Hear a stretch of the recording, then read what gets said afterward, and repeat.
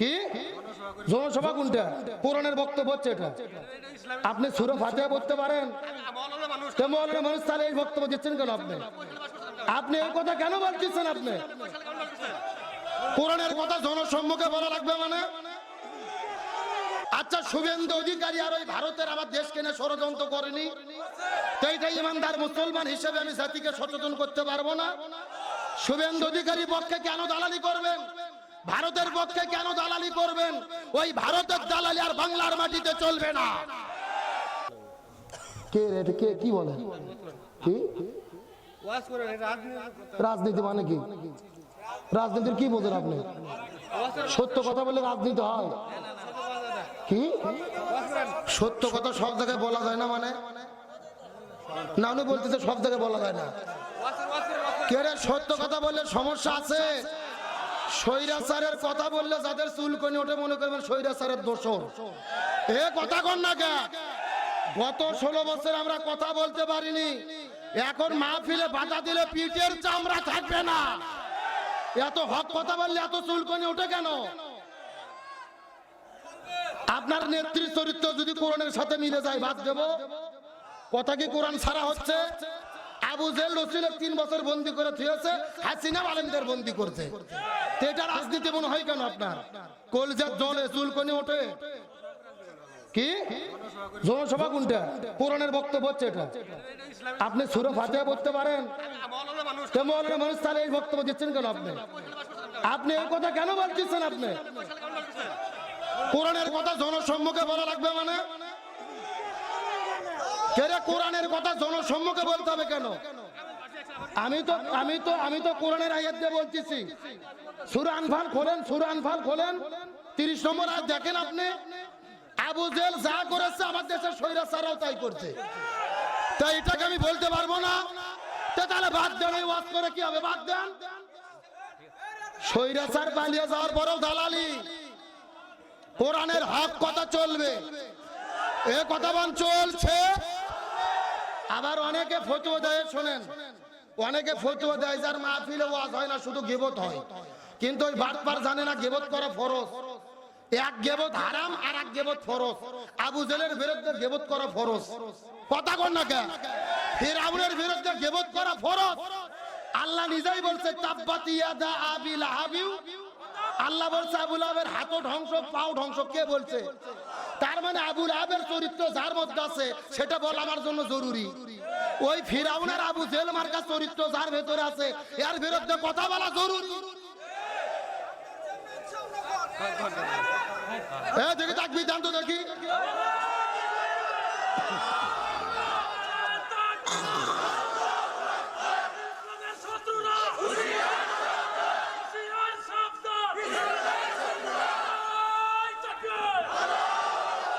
যে যেখানে আছেন বসেন, বসেন, আলোচনা চলছে।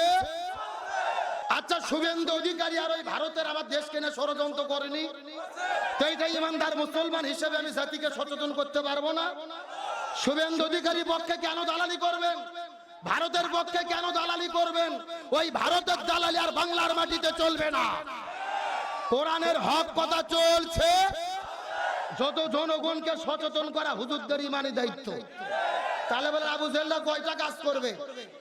1 নম্বর, কোরআনের হক কথা যারাই বলবে তাদের কোথায় বন্দী করবে? ভারতের পশ্চিমবঙ্গের যিনি বিজেপি দলের নেতা শুভেন্দু অধিকারী। কি অধিকারী? ওর কথাবার্তা শুনে মনে হয় ওবায়দুল কাদেরের দায়িত্বকে বুঝে দেওয়া হয়েছে। এ কথা কর না গা? সারাটা দিন খাইয়ে দেয়, কোনো কাজ নাই, শুধু বাংলাদেশ নিয়ে তার মিথ্যাচার। আজকেই তিনি বক্তব্য দিয়েছে যে বাংলাদেশের মোল্লা ইউনূস আর এই নাবালক উপদেষ্টারা দেশটাকে শেষ করে দিচ্ছে, এদের গলার মধ্যে ফাঁসির দড়ি ঝুলানো হবে। এরা মিথ্যাচার করেছে যে বাংলাদেশে হিন্দুদের বাড়ি ঘরে হামলা হয়েছে, হিন্দুদের ব্যবসা প্রতিষ্ঠান পুরানো হয়েছে, বাংলাদেশে চাল দেব না, ডাল দেব না, রসুন দেব না, বাংলাদেশের মানুষকে না খাওয়াইয়া মারবো। চিৎকার করে বলেন রিজিকের মালিক কে? আল্লাহর কি খেলা? শুভেন্দু অধিকারী বাংলাদেশের বিরুদ্ধে ষড়যন্ত্র করেছে, আর গত 2 দিন আগে ওই ভারতের মানুষেরা শুভেন্দু অধিকারীকে প্রকাশ্য দিবালোকে জুতো পিটা করেছে। আল্লাহু আকবার বলেন। তাকে প্রকাশ্য জুতো পিটা করেছে, সে পালিয়ে গেছে থানার ভেতরে। কারণ কি? ভারতের পশ্চিমবঙ্গের কৃষকেরা রাস্তায় নেমেছে, তাদের পিএস বিক্রি হচ্ছে না, আলু বিক্রি হচ্ছে না। পিএস হলো 2 টাকা কেজি আর আলু হলো 1.5 টাকা কেজি। কৃষকেরা বলতেছে বাংলাদেশের সঙ্গে কেন তোমরা শত্রুতা করলা, মাল বিক্রি করব কোথায়, আমাদের তো না খাইয়া মরা লাগবে। আল্লাহু আকবার বলেন। বাংলাদেশের মানুষকে বিপদের মধ্যে ফেলাতে গিয়ে ওরা নিজেরাই বিপদের মধ্যে পড়েছে। এই জন্য একটা কথা আছে, অন্যের জন্য গর্ত খুললে ওই গর্তে নিজেকেই। আমাদের বর্তমানে অন্তর্বর্তীকালীন সরকারের প্রধান ডক্টর মোহাম্মদ ইউনূসকে সেলুট দেই, ধন্যবাদ জানাই। তিনি হলেন ঠান্ডা মাথার পাকা খেলোয়াড়। এ কথা কর না গা, এই লোকটা কথা বলে কম কিন্তু কাজে হলো পাকা। স্বাধীনতার পর 54 বছর পার হয়ে গেছে, আমরা ভারতের বিরুদ্ধে দাঁড়াতে পারিনি, কিন্তু এইবার ডক্টর ইউনূস দেখিয়ে দিয়েছে ভারতের মোকাবেলা কিভাবে করতে হয়। ওই ভারত যখন আমার দেশের পতাকায় আগুন দিয়েছে, দূতাবাসে হামলা করেছে, ডক্টর ইউনূস বাংলাদেশের যত রাজনৈতিক দল আছে এক মঞ্চে ডেকে সবাইকে নিয়ে জাতীয় ঐক্য গঠন করেছে। সব রাজনৈতিক দল এক মঞ্চে নরেন্দ্র মোদী 6 জগ পানি খাইছে। কথা কর না গা। বিএনপি বলেছে আমরা আমাদের স্বার্থে কাজ করতে পারি, জামাত বলেছে জামাতের স্বার্থে কাজ করতে পারে, চরমোনাই বলেছে চরমনের স্বার্থে কাজ করতে পারে, কিন্তু প্রত্যেকটা রাজনৈতিক দল বলেছে আমরা বাংলাদেশের স্বাধীনতা সার্বভৌমত্ব রক্ষার জন্য 18 কোটি মানুষ আমরা এক দল। আর আমরা সবাই যখন এক দল হয়ে গেছি, ভারত পরাজয় মানতে বাধ্য। ওই যে একটা সাংবাদিক আছে না, হকার সাংবাদিক ময়ূক রঞ্জন ঘোষ, যুবকেরা কথা কও না গা, ওই রিপাবলিক টেলিভিশনে সারা দিন ভারতের কোনো খবর নাই, খালি বাংলাদেশ না মিথ্যাচার। এই যে হিন্দুদের বাড়িতে হামলা হলো, এই যে হিন্দুদের বাড়ি ব্যবসা প্রতিষ্ঠান ভাঙলো, মানে ছাগলের 3 নম্বর বাচ্চার মতো শুধু লাপায়। আমরা জীবনে বহু সাংবাদিক দেখছি, এইরকম তার সেরা সাংবাদিক দেখিনি। মানে পাগলার মতো দৌড়াদৌড়ি করে আর সংবাদ করে। যুবকেরা দেখেছো না? এখন সত্য করে বলেন তো, আপনাদের এলাকায় হাসিনা পালিয়ে যাওয়ার পরে কোন হিন্দুদের বাড়িতে আপনারা হামলা করছেন, ব্যবসা প্রতিষ্ঠান ভেঙেছেন? ইসলাম আমাদেরকে হামলা করা শেখায় না, হিন্দুদেরকে আক্রমণ করা শেখায় না। আল্লাহর কোরআন বলেছে লাকুম দীনুকুম ওয়ালিয়া দিন, যার ধর্ম সে পালন করবে। লা ইকরাহা ফিদ্দিন, দিন সম্পর্কে কোনো জবরদস্তি নেই। বরং আমরা দেখেছি দুর্গাপূজার ভেতরে জামাত, বিএনপি, চরমোনাই, হেফাজত প্রত্যেকটা রাজনৈতিক দল তাদের মন্দিরে গিয়ে তাদের দুর্গকে নিরাপত্তা দিয়েছে।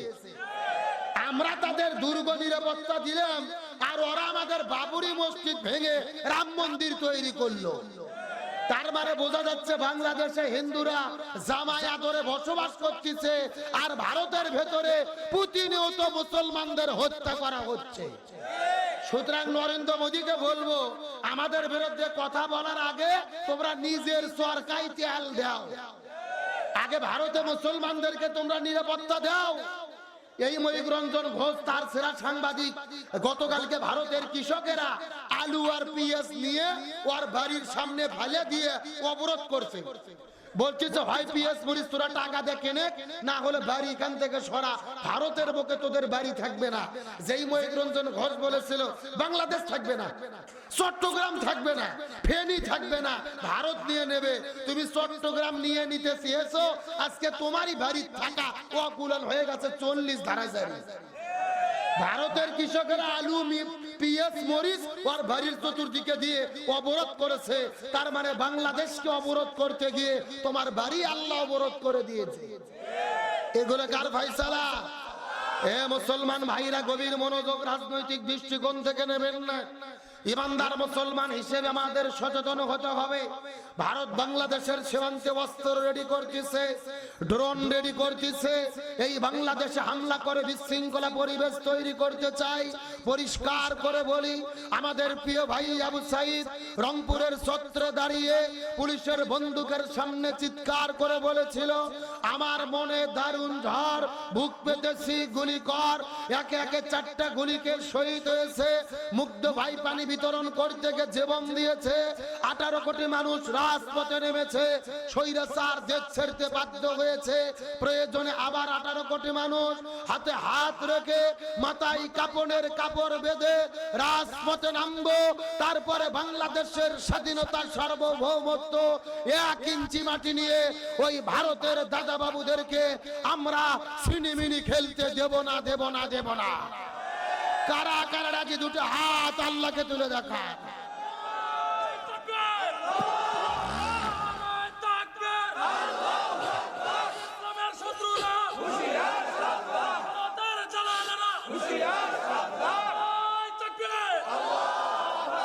আপনারা কি মন খারাপ করলেন, কষ্ট পাইলেন?